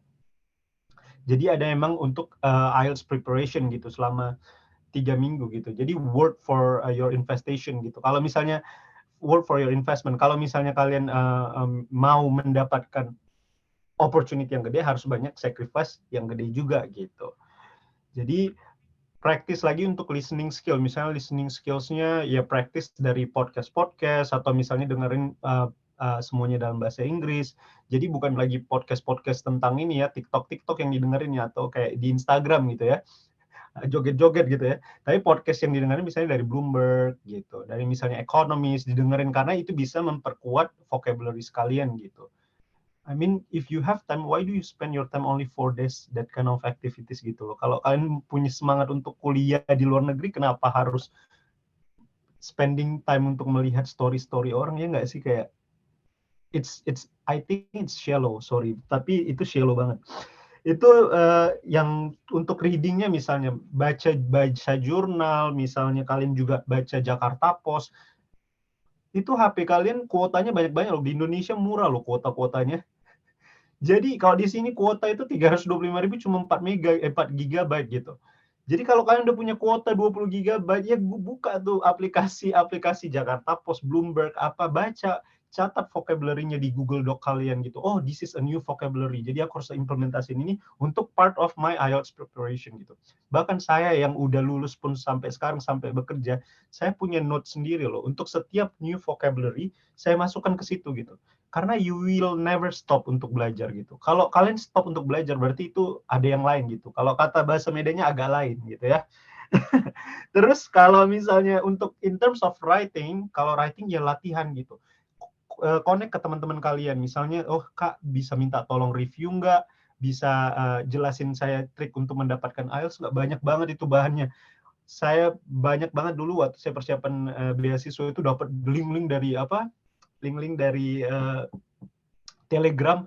Oh, persiapan IELTS itu dikasih banyak banget, saya pelajari terus itu, saya print, saya pelajari terus.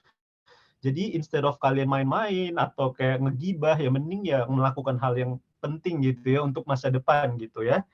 Karena kalau kita pintar dan punya masa depan yang bagus, ya orang tua senang, keluarga senang, dan orang-orang yang terdekat juga senang. Untuk in terms of speaking, practice juga, tetap practice.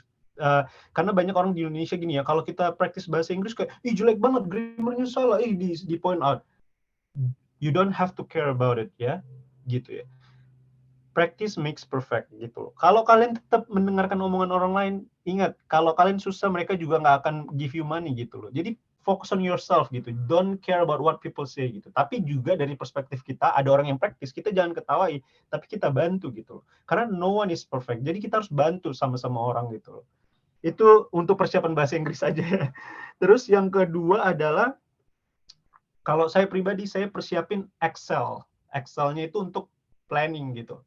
Jadi tab-tabnya itu jelas. Oh, untuk Universitas A, Universitas B, Universitas C. Saya list tuh requirements-nya apa aja. Buat checklist-nya, oh udah memenuhi atau belum gitu.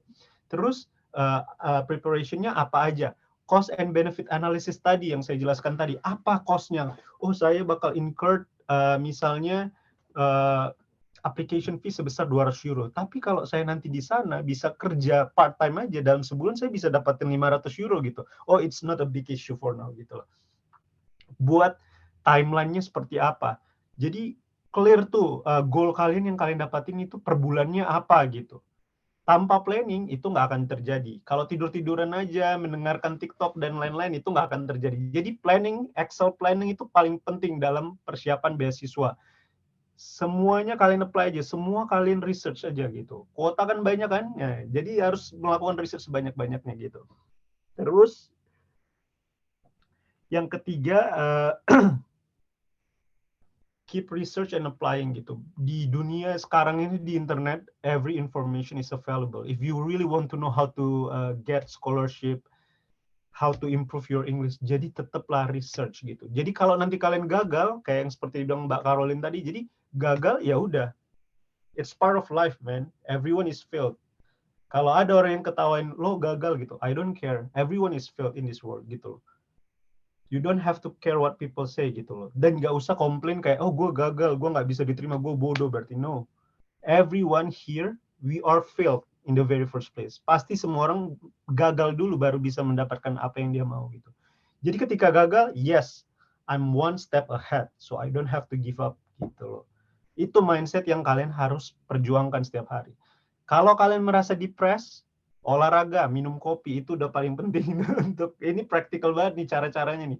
Apa yang saya lakukan, olahraga. Olahraga itu bisa menghasilkan hormon untuk menyenangkan kita gitu. Dan juga misalnya minum kopi, jadi lebih fokus untuk ngerjainnya. Tapi kopinya nggak pakai susu ya. Kalau pakai susu nanti jadi ini banyak fatnya di dalam tubuh gitu, nggak sehat buat kita. Itu practical juga tuh.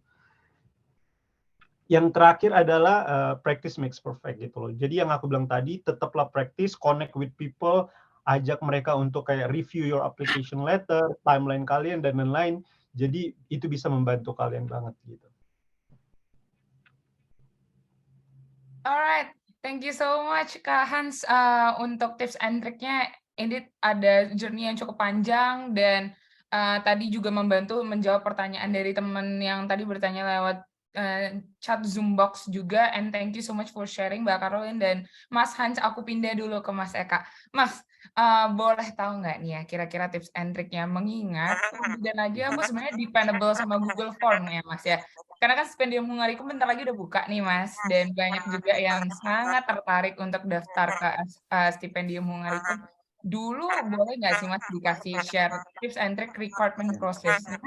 Dan kalau yang aku tahu kan di Stipendium Hungarikum tuh bisa milih-milih universitas di Hungaria juga ya Mas ya. Kira-kira gimana sih Mas ceritanya kalau boleh tahu? Terima kasih Mas. Jadi Stipendium Hungarikum itu beasiswa dari pemerintah Hungaria. Tapi meskipun begitu, mereka bekerja sama dengan sending partner. Di kasus kita ini, negara Indonesia, sending partnernya itu pemerintah Indonesia, Kemdikbud. Jadi ada dua level seleksi. Yang pertama itu kita daftar, kemudian kita upload berbagai macam dokumen, termasuk motivation letter, English, transcript, dan sebagainya.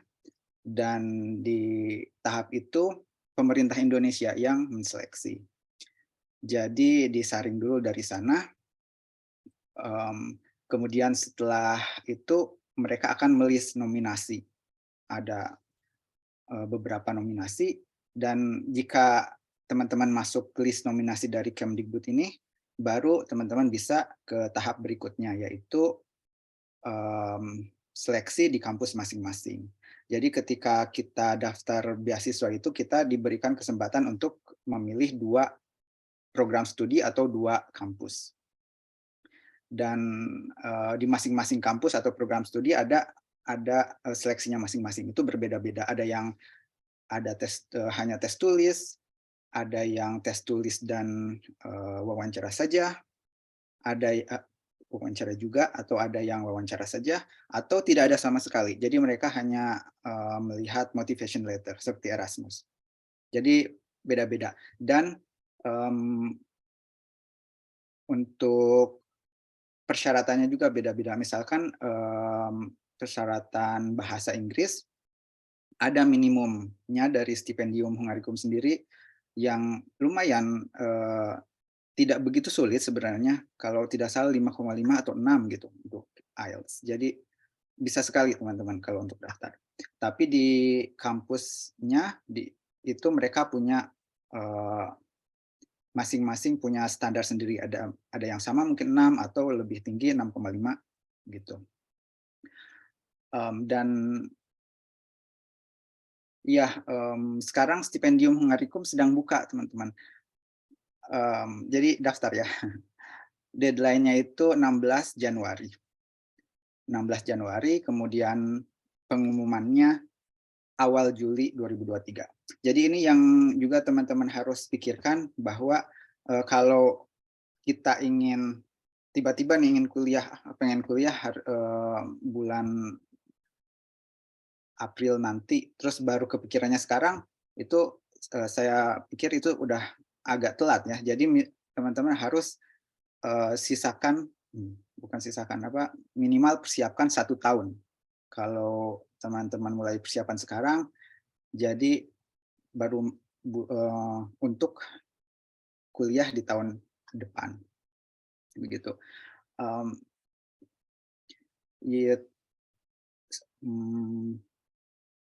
Kemudian saran-saran lainnya, di luar Stipendium Hungarikum, teman-teman juga jangan ketika mendaftar satu beasiswa, jangan kemudian menunggu beasiswa tersebut apakah lulus atau tidak, kemudian kalau nggak lulus, ya udah saya daftar yang lain lagi, oh tidak. Karena satu beasiswa itu seleksinya bisa 6 bulan minimal, 6 bulan atau 1 tahun.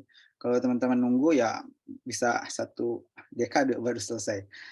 Jadi kalau ada kesempatan, ada sesuatu yang terbuka, silahkan daftar aja sembari. Tapi tetap seperti yang Mbak Olin bicarakan ketika daftar, kita daftar ke banyak beasiswa, tapi kita juga harus tetap fokus ketika membuat motivation letter sesuai dengan beasiswa atau sesuai dengan prodi yang kita daftarkan. Begitu. Dan yang terakhir adalah jangan putus asa, karena ya mungkin tidak semua orang ya yang hidupnya lancar-lancar saja. Daftar ini kemudian lulus, daftar ini lulus. Tapi sebagian besar kita, misal contohnya saya, tidak seperti itu. Saya harus melalui 8 beasiswa dulu, 8 pendaftaran beasiswa hingga akhirnya dapat beasiswa stipendium ini. Begitu juga dengan pekerjaan. Kalau teman-teman, saya suka dapat komen, wah enak banget Kak kerja di Budapest di UN. Padahal di balik itu semua banyak sekali drama-dramanya dan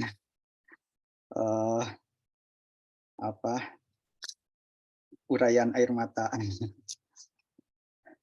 Jadi saya setelah sambil kuliah itu di tahun terakhir saya udah mulai daftar selama 1,5 tahun, daftar terus.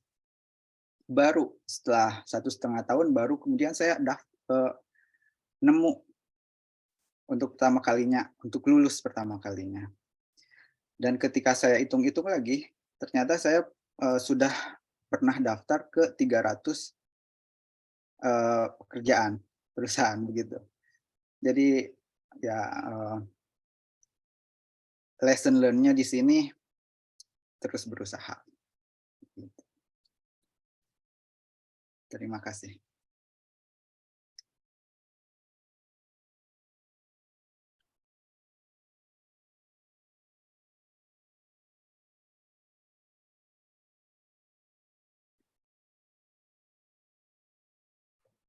Oke, mungkin maaf.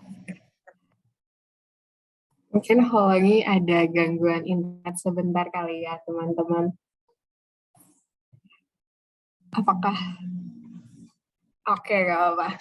Kita lanjut lagi. Aku benar-benar setuju banget sih sama apa yang Kak Eka tadi sampaikan, kalau ya kita harus terus mencoba aja gitu kan ya teman-teman, kayak walaupun mungkin udah ya ini yang pertama kali daftar beasiswa dan ternyata aduh ketolak, kedua kali ketolak lagi, ketiga kali ketolak lagi, tapi kan kita nggak pernah tahu ya, mungkin yang selanjutnya itu yang kita dapetin gitu kan, pasti ada jalannya bagaimana kita mau melanjutkan studi kita asalkan kita nggak menyerah gitu kan.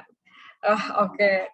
Terima kasih banyak banget sharingnya oleh kakak-kakak sekalian. Sebenarnya ini dari tadi aku udah ngepantau Q&A yang ada di Slido terus nih kakak-kakak. Banyak banget pertanyaan-pertanyaan dari teman-teman. Mungkin kalau boleh di-share screen kali ya untuk Slido-nya.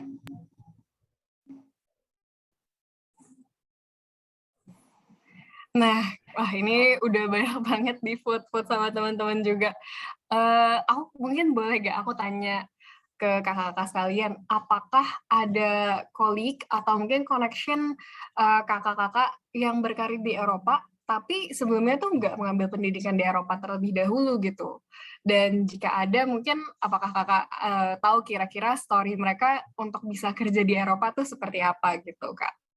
Mungkin kalau dari Kak Olin, apakah ada kenalan yang seperti itu, Kak?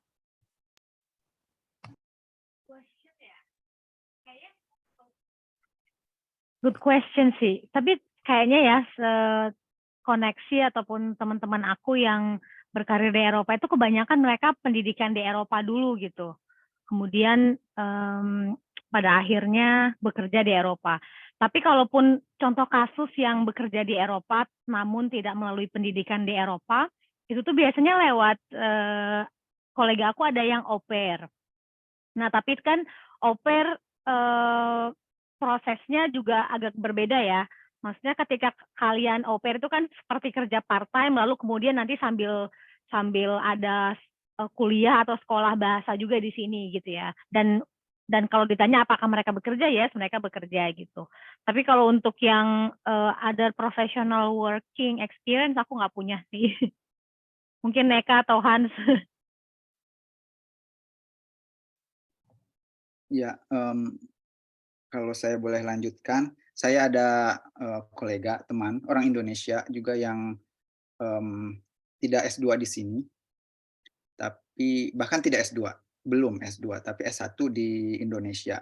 Kemudian dia mengikuti program ISEC, pertukaran pelajar, karena di jurusannya itu mewajibkan untuk magang di luar negeri. Akhirnya dia ambil ISEC di Hungary. Kemudian setelah itu dia lanjut kerja di perusahaan magangnya sampai sekarang. Dan sempat balik ke Indonesia untuk finish study S1, kemudian balik lagi ke sini di perusahaan yang sama gitu. So mungkin exchange bisa salah satu sarana untuk bekerja di sini. Dan yang saya tahu di Budapest ini banyak sekali headquarter perusahaan multinational company di bagian administrasi. Jadi tidak mewajibkan untuk lulusan S2, S1 juga bisa dan dari mana saja gitu. Ya kalau dari perspektif saya, ini perlu dilanjut atau move to Iya the Kak, next person? maksudnya saya mau membalikan ini kepada Holongi nih, sudah bergabung kembali. Boleh dilanjutkan Kak Hans, maaf motong. No worries. Jadi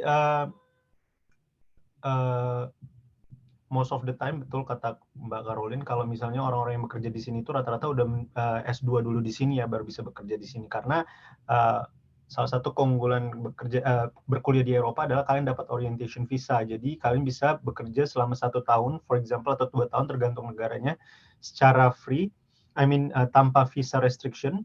Jadi kalian right untuk bekerja itu sama dengan orang yang ada di negara tersebut gitu. Jadi bisa itu sebagai kayak misalnya benefit untuk potential employer buat memberikan kalian pekerjaan gitu, karena ada visa waiver atau visa restriction tadi bisa di waive gitu.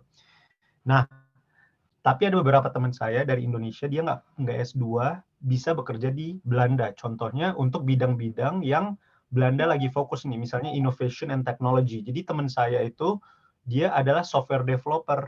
Nah, dia ketika dia software developer, dia udah bekerja lama di Indonesia, jadi dia ditarik misalnya di salah satu perusahaan di Belanda.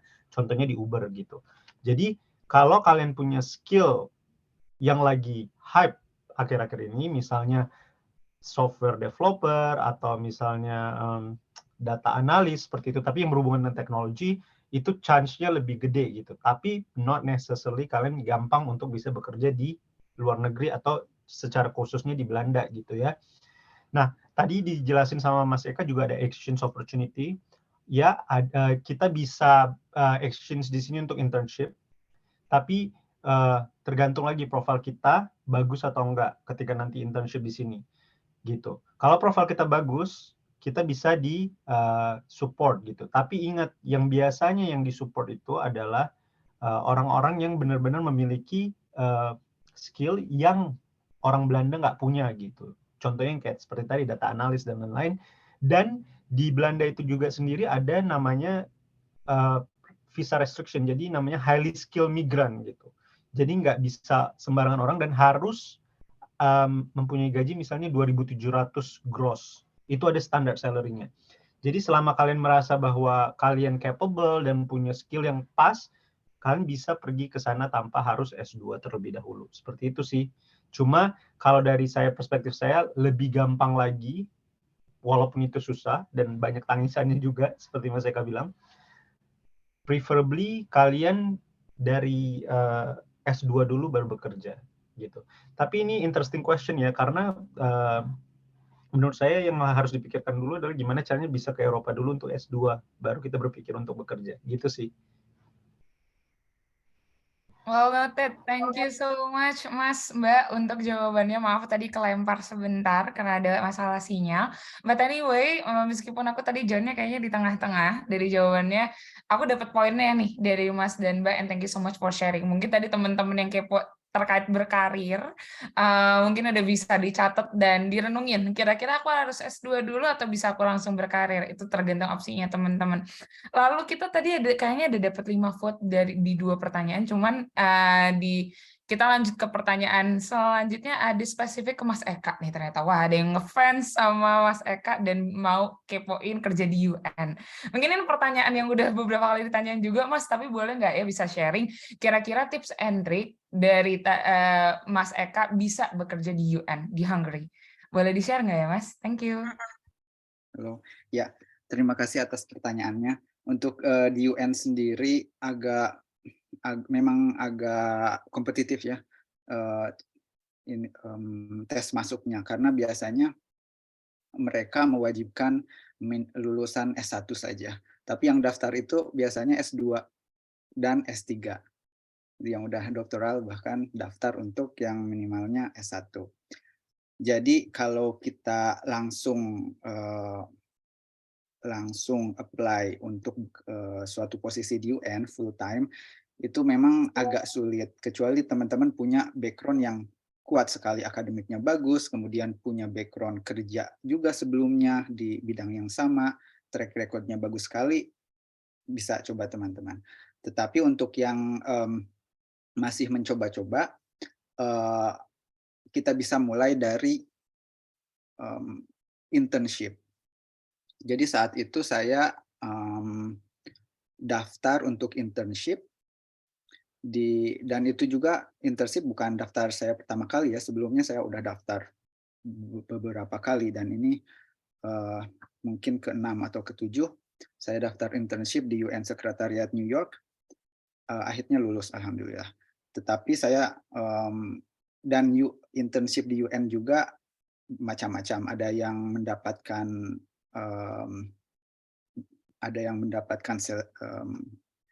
benefit atau yang volunteer. Saat itu saya volunteer, jadi saya harus di New York tapi tidak diberikan kompensasi apa-apa.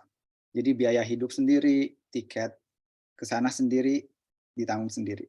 Akhirnya saya bertanya ke supervisor gimana kalau saya melakukan internship-nya secara remote dari Budapest, dan mereka pun menyetujui, dan akhirnya saya melakukan internship tersebut selama beberapa bulan.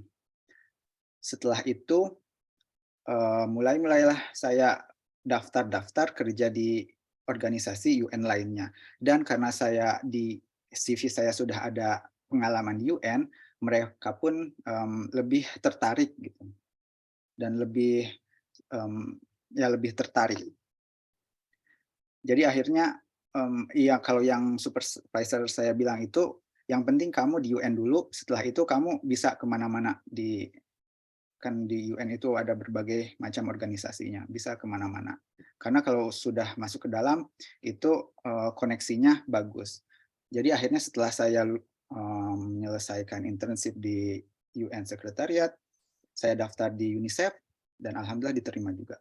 Ketika saya mau pindah ke FAO, Food and Agriculture Organization, karena mereka juga melihat saya sudah ada track record di UNICEF dan UN Secretariat, mereka pun lebih bisa menerima saya. Dan akhirnya saya di UNHCR.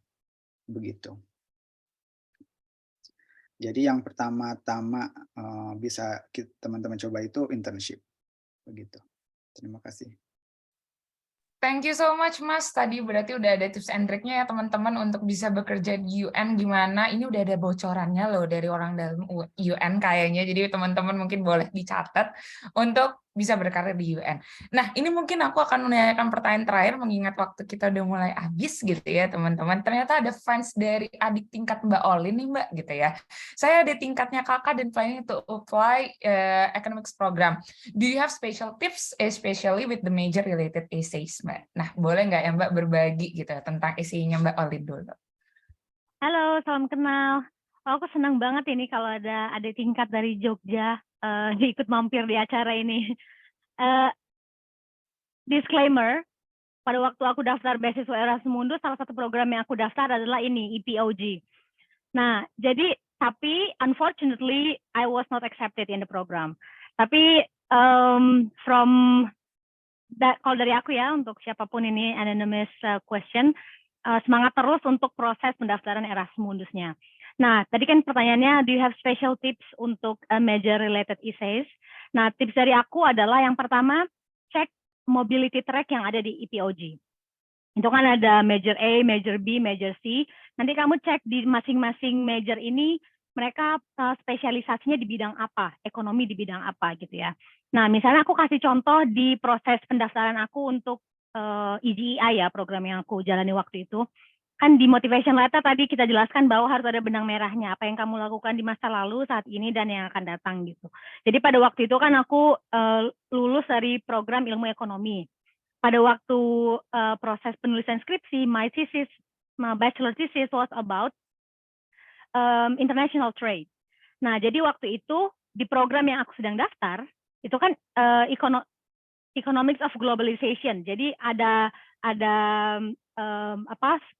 concern khusus tentang international trade. Jadi hal yang aku sudah lakukan, research yang sudah aku lakukan di masa lalu, aku bawa lagi ke motivation letternya, bahwa pada saat itu saya sedang bekerja sebagai staf khusus di Dewan Pertimbangan Presiden bagian ekonomi misalnya. Nah, pada waktu mengerjakan, pada waktu bekerja sebagai staf khusus pada waktu itu kan, saya juga concern tentang economics of globalization gitu ya.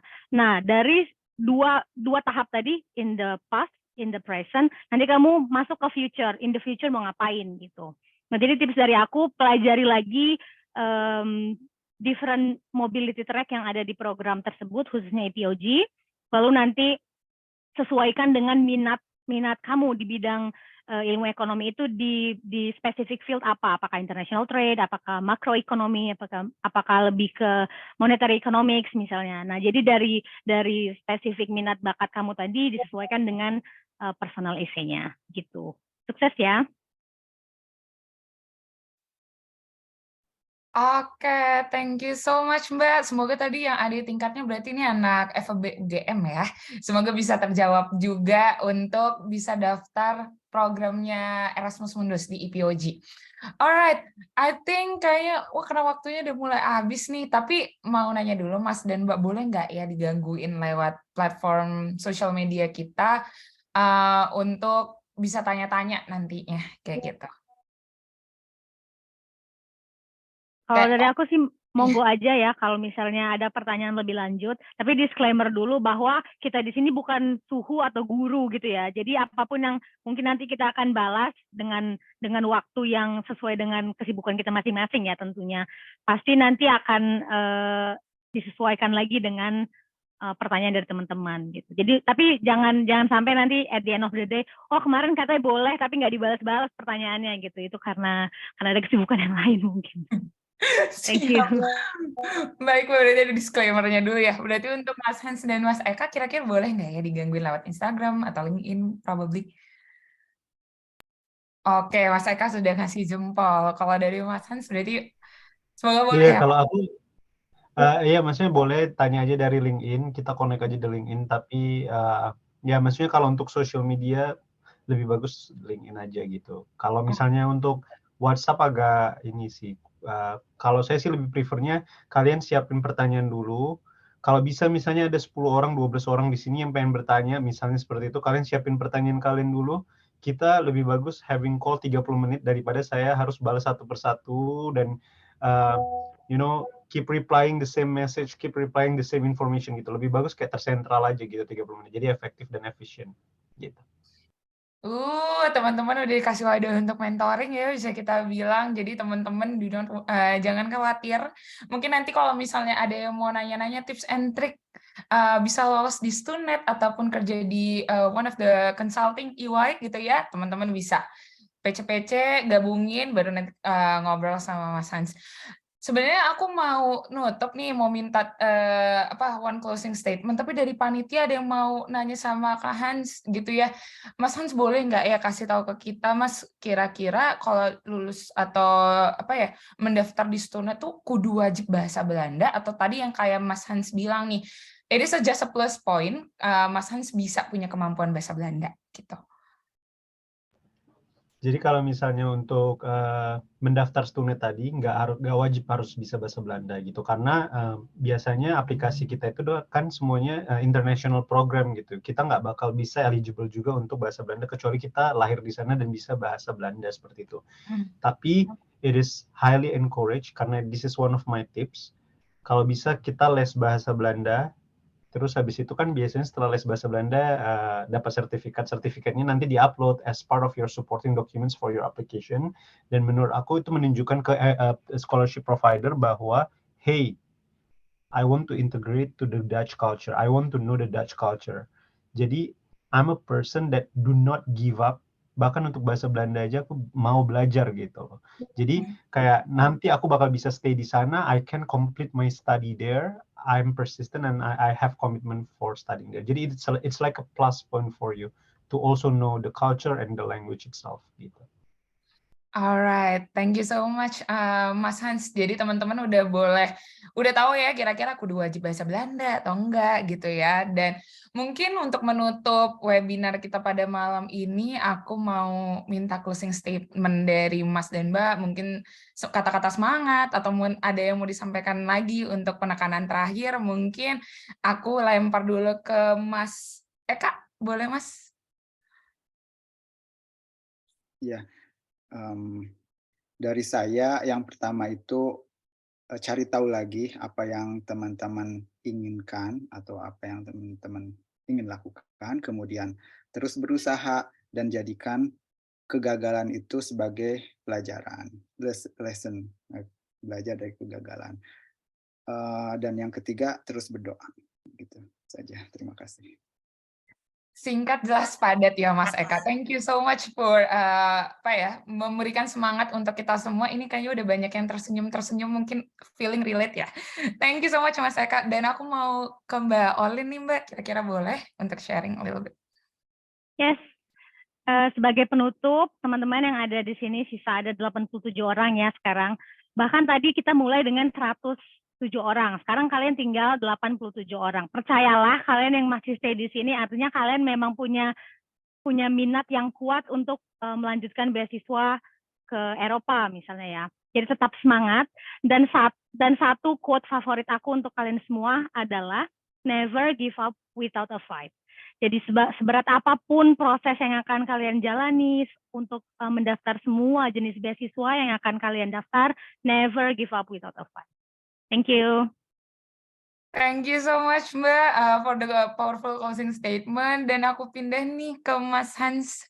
Kira-kira ada yang mau dikasih Mas untuk kita semua yang hadir di sini? Sebenarnya banyak banget sih yang mau dikasih sebenarnya ya. Karena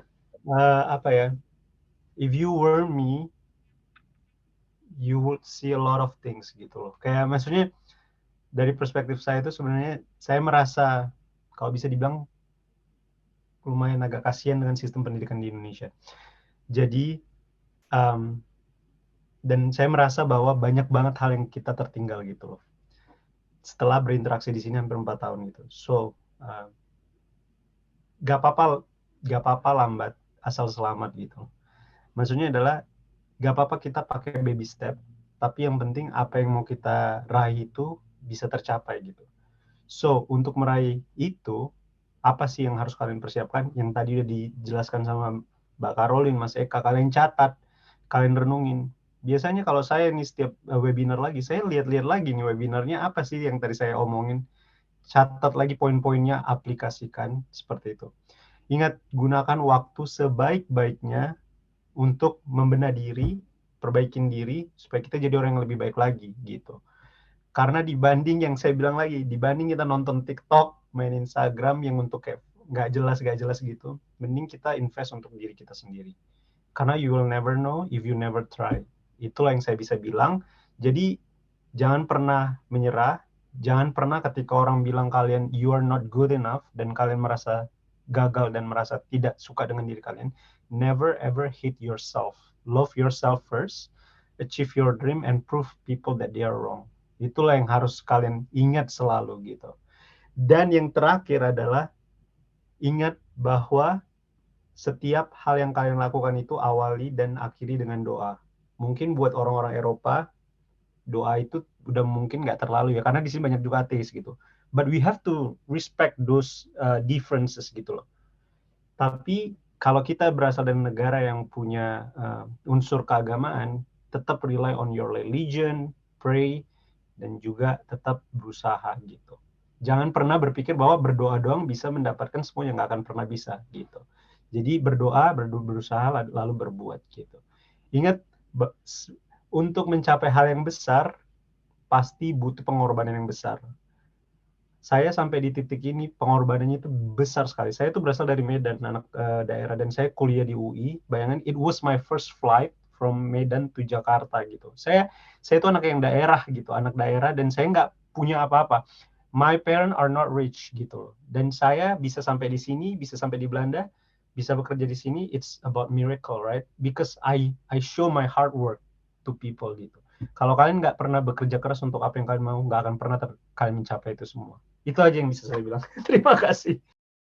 Thank you so much. Indeed, aku ngerasa tadi closing dari Mas dan Mbak bertiga tuh powerful banget ya teman-teman, yang kayak aku belum dapat dari webinar sebelumnya. No sugarcoating at all.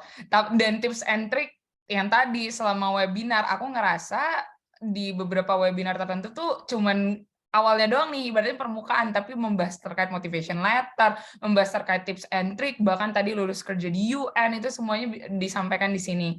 Dan teman-teman, thank you so much for coming. Mas Mbak, thank you so much for sharing. It is senang banget bisa ngobrol sama Mas dan Mbak yang ada di sini. Dan teman-teman, tadi ada satu bagian dari Mas Hans yang bilang, kayaknya kalau udah selesai webinar, kebuang gitu aja, kayaknya nggak afdol gitu ya. Aku sama teman-teman alumni growth agak baik hati nih. Jadi tadi teman-teman udah ada yang banyak banget yang PC aku udah WhatsApp, oh boleh nggak ya aku dapat recording dan sebagainya. Tenang aja, kita bakal share recordingnya. Jadi teman-teman bisa catch up apa yang ketinggalan tadi, tips and trick, mau daftar Erasmus Mundus, Tunet, Stipendium Hungarikum yang tadi ketinggalan, bisa catch up dari videonya kayak gitu. And then teman-teman boleh isi Google Form untuk kita bisa lebih baik lagi. Again, sekali lagi aku mau bilang terima kasih banyak buat speakers kita hari ini, dan terima kasih banyak untuk attendees kita yang hadir pada saat ini. Dan ada yang request mau foto sama speaker, boleh kita screenshot sekarang. Mungkin boleh turn on cam, kayaknya kalau cuman Mas Han sama Mas Eka nih yang ganteng di sini, yang lain cantik semua. Ada yang ganteng mau on cam? Boleh. Oh, Mas By the way, lastly, aku okay. mau bilang sesuatu dulu. Terima kasih teman-teman ISMA Academy, I don't know, ACI apa tadi? Akademi ya? Alumni Club, Mas. Alumni Club, ya, Yes. maaf. Dan terima kasih juga buat Mbak Caroline, buat Mas Eka. Kita nanti, saya add ya di LinkedIn. Terima kasih juga buat Holomi. You do a great job, okay? You are one of the Medanese people. You show the strong personality of Medan people. So good job. Thank you so much Mas Hans, thank you so much Mas dan Mbak. Yes, oke, agak sama anak Medan gitu ya, jadi seneng orangnya. Oke, kita boleh turn on cam terlebih dahulu. Oke, ada Damar nih yang ganteng juga turn on cam menemani Mas Hans dan Mas Eka. Yang lain ada yang mau on cam? Nanti mana tahu mau di-post di LinkedIn, mau di-post di Instagram, mau di-tag speakernya, sekaligus follow-followan, boleh. Ayo, dalam hitungan 5, 4, aku nggak mau nunggu. Nanti kelamaan. Dalam hitungan 5, 4, wih, pada on cam semua. Yaudah, kita ulang lagi. 5, 4, 3, 2, 1. Oke, sekali lagi, karena di aku ada satu slide lagi, teman-teman. Dalam hitungan 3, 2, 1. Sip. Thank you so much teman-teman yang sudah berhadir di sini. Thank you so much Mas dan Mbak yang sudah berhadir. Sekian dari Alumni Growth. Kita bakal ada event lagi 2 minggu lagi, tapi akan aku spill di grup aja biar teman-teman pada kepo. So thank you so much. Selamat weekendan, have a great day ahead untuk Mas dan Mbak, dan selamat beristirahat untuk teman-teman yang lain. Thank you so much. Makasih semuanya. Bye-bye. Thank you. Bye-bye. Bye. Thank you. Oke.